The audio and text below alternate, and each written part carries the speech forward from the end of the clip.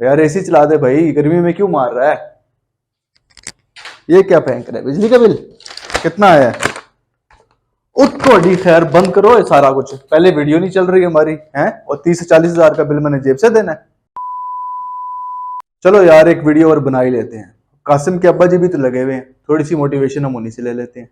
अच्छा भाइयों, 22 अप्रैल को हम अर्थ डे मनाते हैं। वैसे तो इस डे को मनाने का कोई फायदा नहीं है। पूरा साल जो काम हमें करने चाहिए, अब उसके लिए अगर आप कोई एक दिन रख लें तो उसका कोई फायदा नहीं होता। पूरा साल एनवायरनमेंट की बचाने के बाद एक दिन रख लें और उसमें अगर आपको लगता है कि आप जमीन को सेव कर लेंगे, तो भाई ऐसे नहीं चलता काम।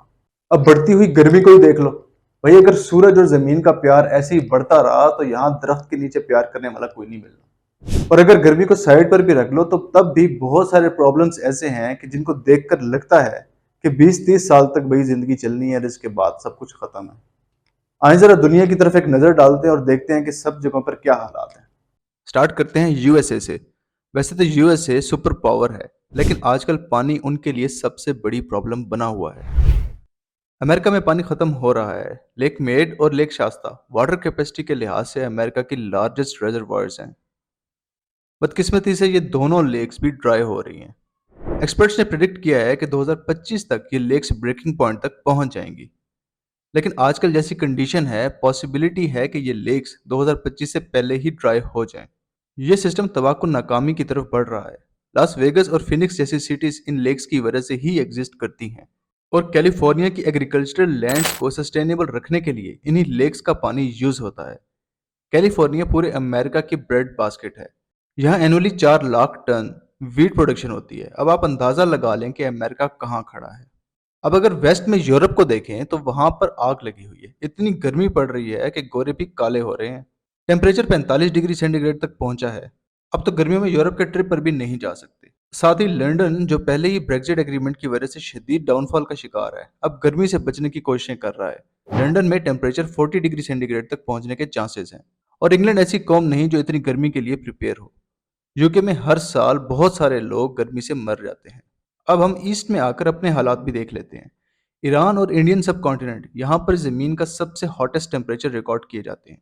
पिछले साल ईरान में 52.2 डिग्री सेंटीग्रेड टेम्परेचर रिकॉर्ड किया गया था, जो कि अर्थ का सबसे गर्म दिन था।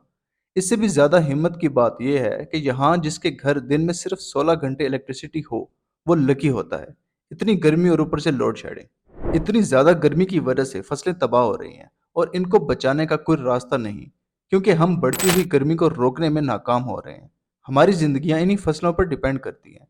तो फसलों के नुकसान से क्या होगा? प्राइसेस बढ़ जाएंगी, फूड शॉर्टेज हो जाएगी। देखा जाए तो ये दोनों चीज़ें ही स्टार्ट हो चुकी हैं। प्राइसेस बढ़ने से इन्फ्लेशन ज़्यादा होगी और लोग मज़ीद गरीब हो जाएंगे। लोग टैक्स पे नहीं कर सकेंगे। इसी तरह हम एज अ सोसाइटी फेल हो जाएंगे। इसके अलावा हमें नहीं पता कि अगर अचानक से कोई पेंडेमिक आ जाता है तो हम क्या करेंगे, जिस तरह कोविड आया था। लेकिन मेरा सवाल ये है कि क्या हम इसे फेस करने के लिए प्रिपेयर होंगे? यह सब तबाही 2050 में नहीं होगी, बल्कि ये अभी से शुरू हो चुकी है।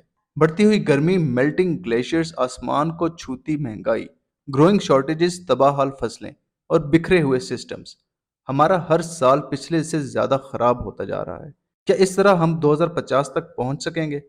अब इस सब को ठीक करने के लिए कुछ नहीं बचा, क्योंकि लोग बेसिक्स के लिए तैयार ही नहीं। यहाँ पर 2050 को मेंशन करने का रीजन आपको बता दूं। 2050 एनालिस्ट के लिए कार्बन एमिशंस को कंट्रोल करने के लिए लास्ट टारगेट है।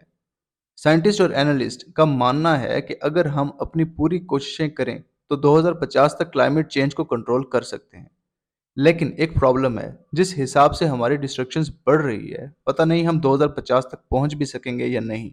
2050 की गर्मी छोड़ें, 2040 की गर्मी का सोचें या सिर्फ 2030 का सोचें। यूरोप में 45 डिग्री सेंटीग्रेड, एशिया में 50 डिग्री सेंटीग्रेड। ऐसे में 2030 तक क्या हाल होगा? अब क्लाइमेट चेंज ना सिर्फ इंसानों को बल्कि जानवरों को भी नुकसान पहुंचा रहा है। अब तक कितनी ही स्पीशीज एक्सटिंक्ट हो चुकी हैं। हम जमीन, हवा, पानी और हर चीज को पोल्यूट कर रहे हैं। हमें अंदाजा भी नहीं है कि oil spills, global warming, over fishing, plastic pollution, noise pollution और ओशियन डंपिंग, हमारी इन सब हरकतों की वजह से मेरीन लाइफ को कितना नुकसान पहुंच रहा है। मेरीन एनिमल्स की तकरीबन 1000 स्पीशीज ओशियन पोल्यूशन से अफेक्ट होती हैं।